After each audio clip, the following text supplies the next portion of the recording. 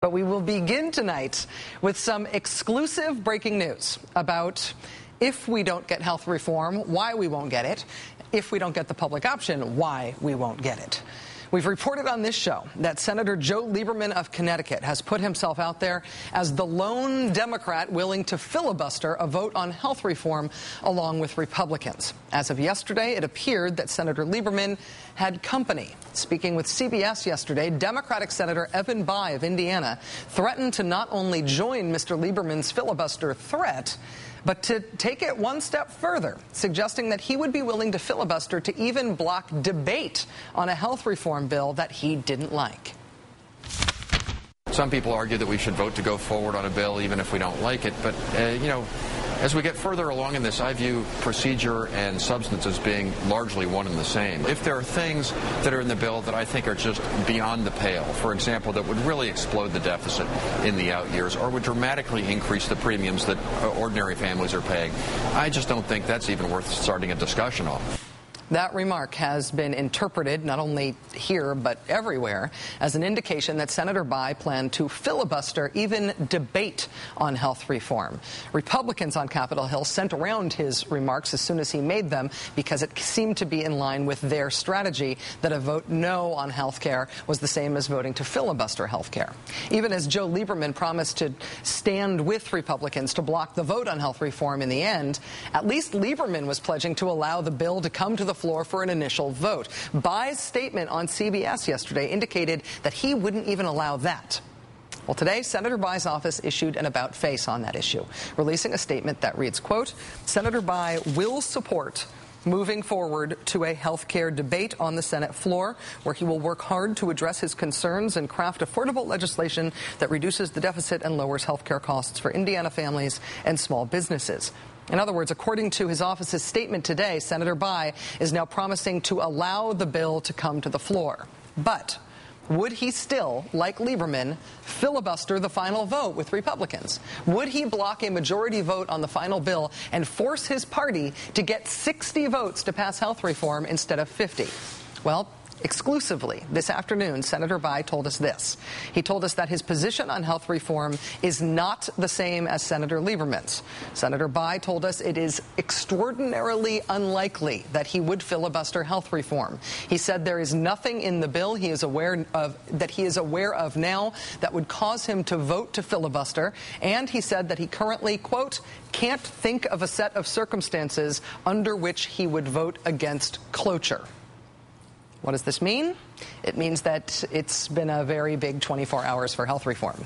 Senator Bayh's statements as of 24 hours ago indicated that he had walked through the door that Joe Lieberman had opened, that he was willing to go even further than Joe Lieberman, not only willing to filibuster the final vote on health reform, but to filibuster any debate as well. Both of those perceived threats from Senator Maddow-Bayh of Indiana have now been walked way back, which means that Joe Lieberman stands alone. Joe Lonely.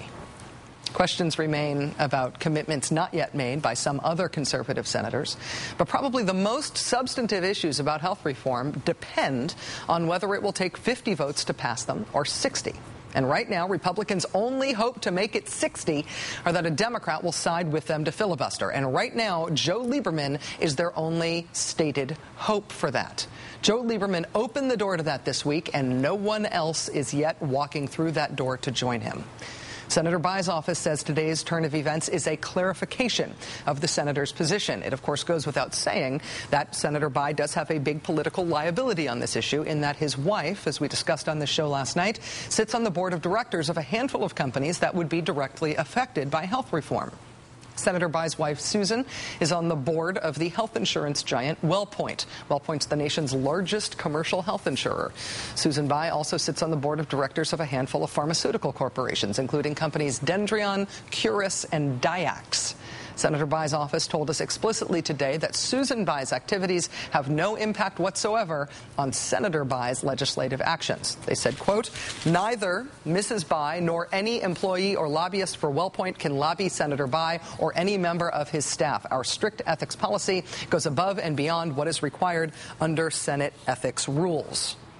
What's clear tonight is that Senator Bayh is making clear that he should not be seen as an obstacle to the Democratic Party's attempt to get a vote on health reform. The same cannot be said for Joe Lieberman, who tonight reaffirmed his commitment to filibuster any health reform bill that includes any form of the public option.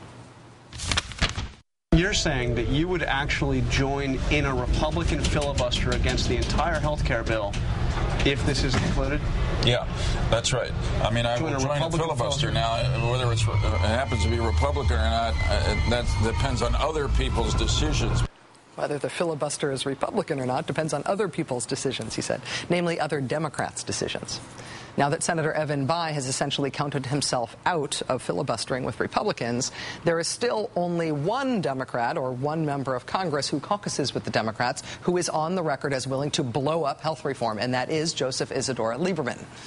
Joe Lieberman opened the door on this earlier in the week. Evan Bayh walked through that door very briefly, but he has now returned. Democrats only need 50 votes to pass health reform if they can get Lieberman himself to walk back through that door that he opened. Can they? Joining us now once again is Jane Hampshire. She's founder and publisher of the progressive blog Fire Dog Lake. And it's fair to say I think she's been the online activist-in-chief for health reform. Jane, it's good to see you again. Thanks for joining us. Good to be here, Rachel. What's your reaction to this news from Senator Bayh tonight, that he is apparently not planning to filibuster the health reform bill? He can't imagine any circumstances under which he would. Well, I think it's a mistake to think of the Senate as an august body, possibly the most powerful deliberative body in the world, and instead think of us as it being in day 4 of a beauty pageant. Day 1, Harry Reid brings the public options. He's going to bring the public option to the floor. Everyone's just happy to be there. Day 2, Miss Connecticut doesn't think anybody's paying enough attention to her, so she whips her top off by the pool in front of the judges. Day 3, Chris Dodd's going to run for Miss Congeniality. He sticks up for Miss Connecticut. Evan Bayh's worried he's not going to get enough attention. He thinks maybe taking his top off is a good idea. And on day 4, here we have Tom Harkin and Conrad shooting them looks and saying, you know, we've had quite enough of this. Everybody keep their tops on. So today they came out and they said, you know, we think that Joe ought to think very seriously about whether he really wants to do something like this. And that doesn't sound like a lot to us, but the Senate doesn't think of themselves as a beauty pageant. They think of themselves more in Queen Victoria terms, in we are not amused. So I think Evan Bayh dialing it back today had a lot to do with the response that he got from his Senate colleagues.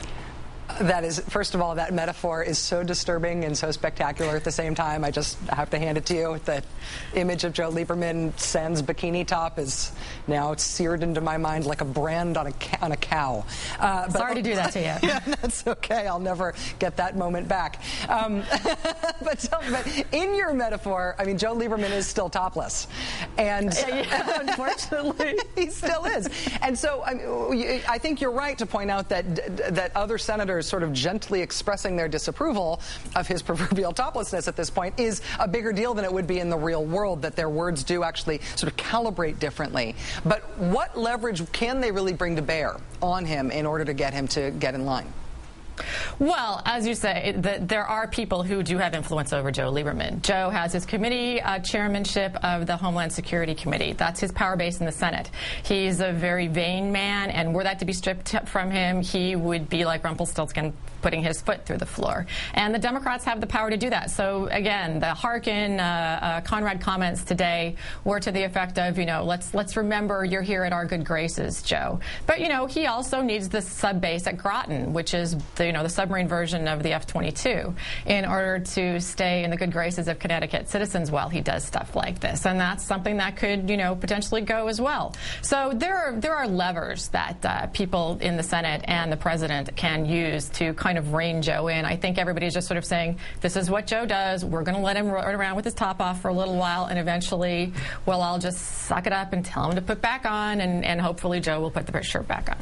Now that Evan Bayh seems to be sort of off the table in terms of joining a Republican filibuster, now that he seems to be proverbially fully clothed again, what other Democrats are out there who haven't committed to staying in line on the procedural votes? I know that at Fire Dog Lake, that's one of the things that you guys have been really eyeballing.